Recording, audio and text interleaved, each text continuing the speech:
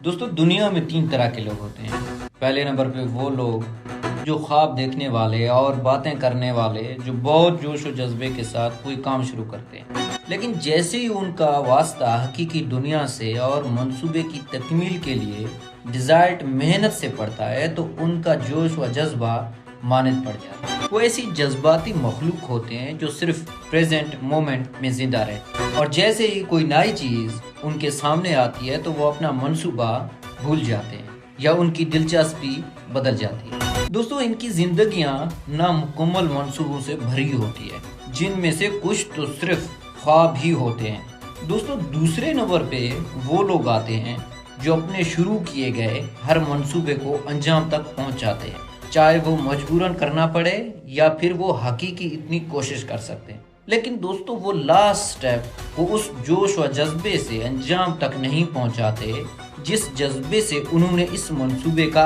آغاز کیا ہوتا ہے۔ وہ اپنے منصوبے کو انجام تک پہنچانے میں بے صبری اور جلد کا مظاہرہ کرتے ہیں، اسی لیے اختتام زیادہ خوبصورت اور سیٹسفیکٹری نہیں ہوتا۔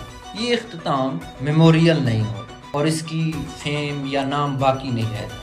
یہ دونوں ٹائپس کے لوگ کسی بھی پلانز کے ایسے ٹھوس خیالات اور حکمت عملی کے ساتھ ہی شروع کرتے ہیں کہ اس کام کو انجام تک کیسے پہنچانا ہے، اور جیسے جیسے یہ منصوبہ آگے بڑھتا ہے تو اس میں ایکسپیکٹیشن کے خلاف کچھ چینجز بھی ناگزیر ہیں۔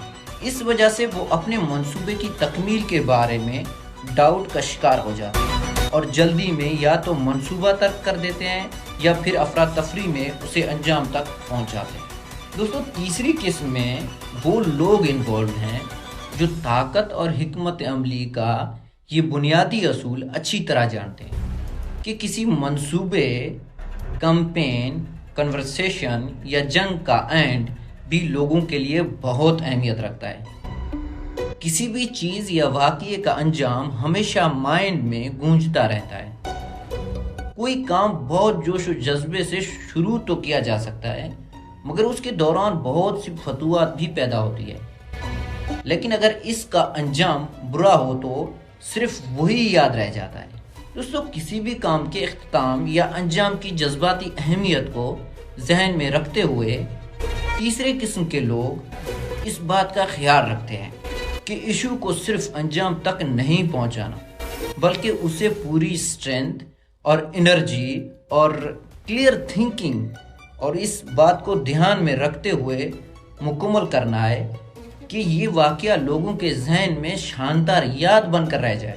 جب کبھی کوئی بیریئرز پیدا ہوتے ہیں جو کہ ناگزیر ہے تو دوستو یہ تیسری قسم کے لوگ اسے پورے صبر کے ساتھ اپنے اختتام تک پہنچاتے ہیں۔ وہ نہ صرف اینڈ تک کا منصوبہ بناتے ہیں بلکہ اس کے بعد ہونے والے اثرات کو بھی ذہن میں رکھتے ہیں۔ یہ وہ لوگ ہوتے ہیں جو ایسی چیزیں تخلیق کرتے ہیں جو بہت عرصے تک قائم رہتی ہے۔